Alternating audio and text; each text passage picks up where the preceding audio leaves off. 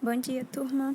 Na aula de hoje, a gente vai estudar mais um pouco sobre a vida aquática e ameaças aos ambientes. A gente já tinha visto na aula passada sobre ambientes costeiros, que são ambientes que ficam entre a zona terrestre e a zona aquática. Então, na aula de hoje, vai ser os ambientes aquáticos, ok? Primeiro, vamos relembrar uma coisa.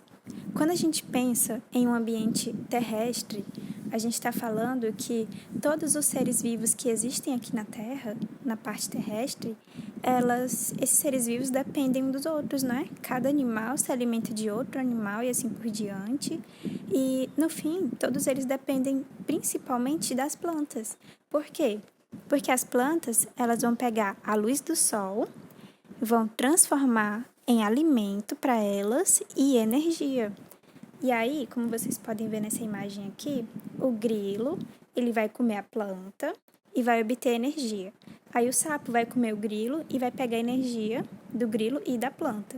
E a cobra vai pegar a energia do sapo, do grilo e da planta. Então, cada animal vai comendo o outro animal e vai pegando a energia que ele tinha. É assim que funciona no ambiente terrestre. E na parte aquática? Bom, a gente não tem muitas plantas que funcionam na parte aquática, né? Então, a gente tem um outro ser vivo que ele meio que substitui as plantas, que são chamadas de algas. As algas é como se elas fossem as plantas do ambiente aquático, mas elas não são plantas, ok?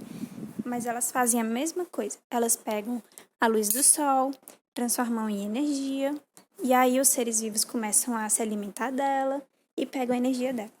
Como vocês estão vendo aqui, as algas fizeram energia, aí veio os microcrustáceos, que são animaizinhos bem pequenos, comeram elas, aí veio a sardinha e comeu eles, depois veio o tubarão e comeu a sardinha. Então é assim que funciona.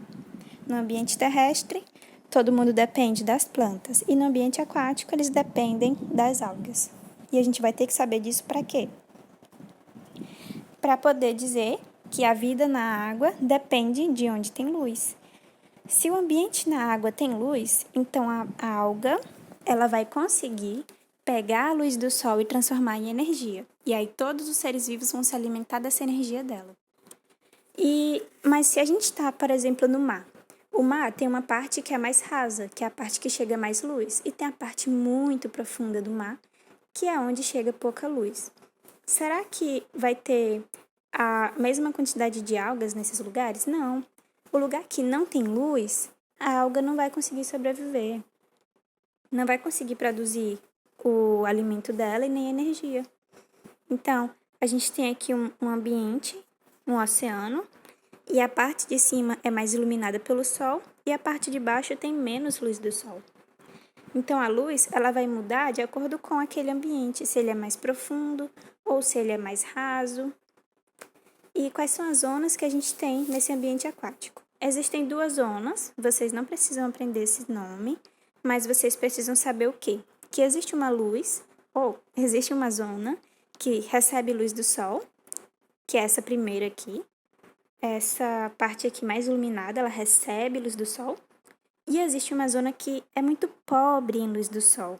Então, em um ambiente aquático, a gente tem uma parte muito iluminada e uma parte que é bem pouquinho iluminada. Quando chega aqui no final, nem tem mais luz.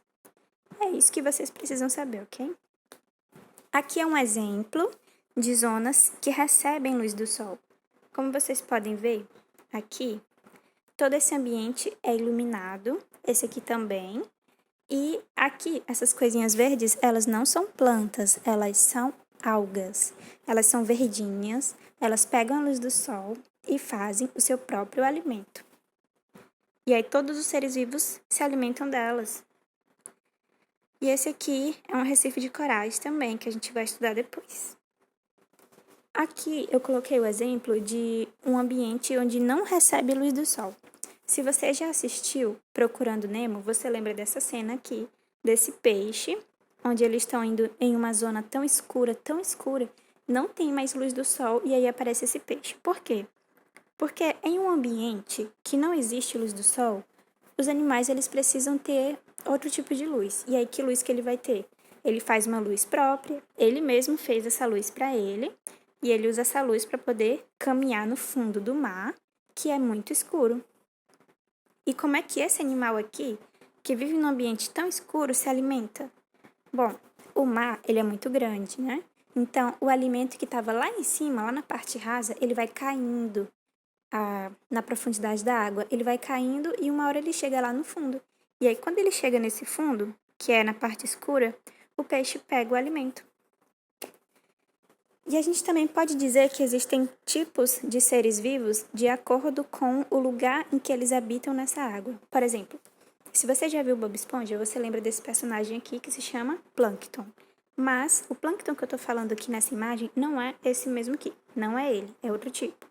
Qual é o tipo? Bom, vocês estão vendo que esse plâncton não precisa saber esses nomes, mas precisa saber que existem animais, existem seres vivos que ficam nessa parte bem rasinha da água. Por exemplo, é a região que fica tão rasinha que é quase em contato com o ar que a gente respira. Então, nessa parte, os animais, os seres vivos, as algas, eles ficam flutuando nessa parte rasa, pegando luz do sol, fazendo energia, se alimentando. Eles ficam boiando na água, flutuando. E aí a gente tem essa parte do meio, que é chamada de nécton. Essa parte do meio é onde os animais ficam nadando, ou seja, é o lugar em que os peixes ficam indo de um lado para o outro. E aí a gente tem a terceira região desse ambiente, que é como se fosse o chão do mar. Essa região é onde, por exemplo, os caranguejos ou siris, eles ficam se arrastando, caminhando pelo chão. É como se fosse o chão do mar.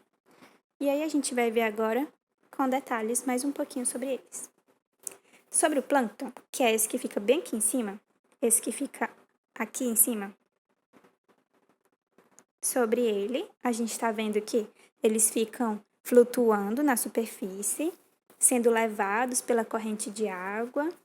E essas são imagens desses seres vivos. Esses mais verdinhos, eles são as algas. As algas, que eu disse que é como se elas fossem plantas, mas elas não são plantas, tá bom? Todos esses aqui são seres vivos muito pequenos mesmo, que ficam flutuando na água.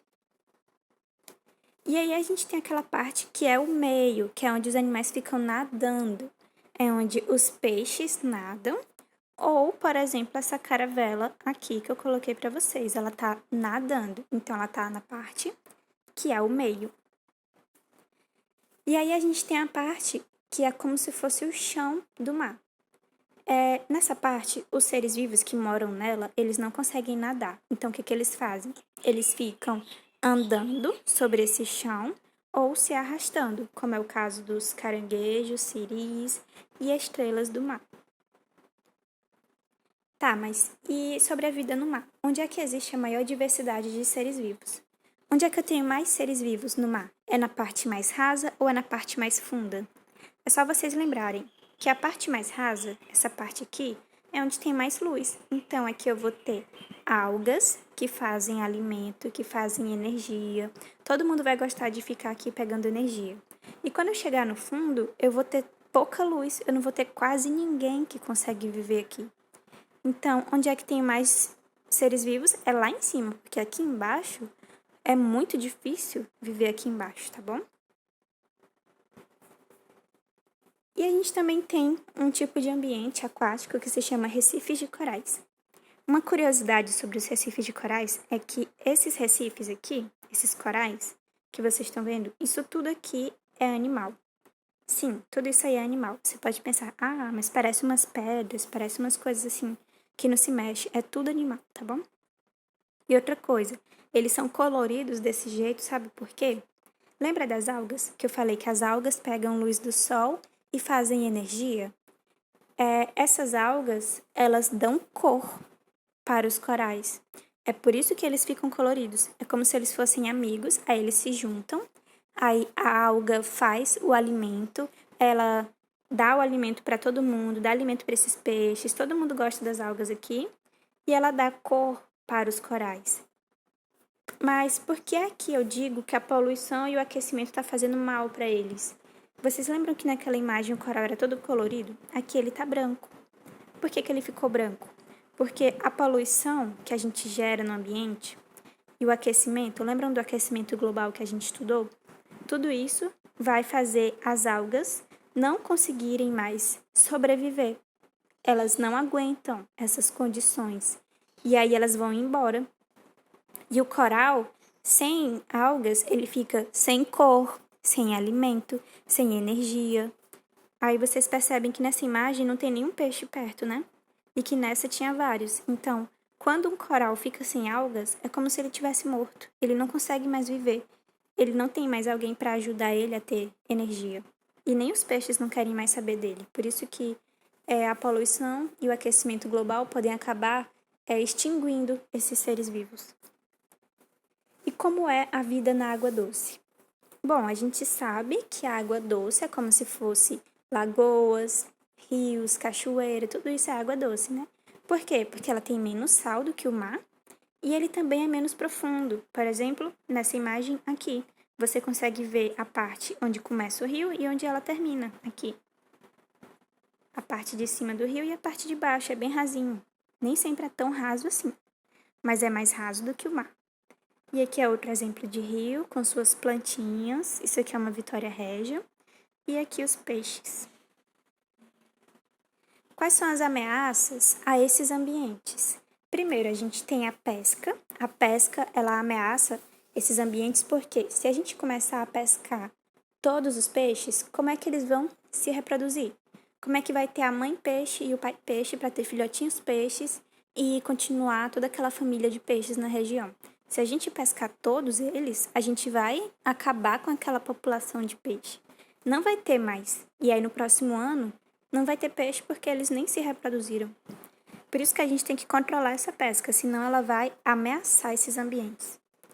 Outra coisa que faz mal para esses ambientes é redes de arrasto. Ó, como vocês podem ver nessa imagem, a gente tem um barco e esse barco está carregando uma rede.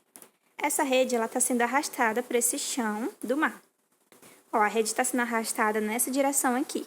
Ela está pegando peixes, que com certeza esses peixes vai ser para vender para restaurante, mas olha o que ela está levando embora também. Está levando algas, caranguejos, está levando estrelas do mar, está destruindo tudo isso aqui. É como se você saísse arrastando tudo que tem pela frente.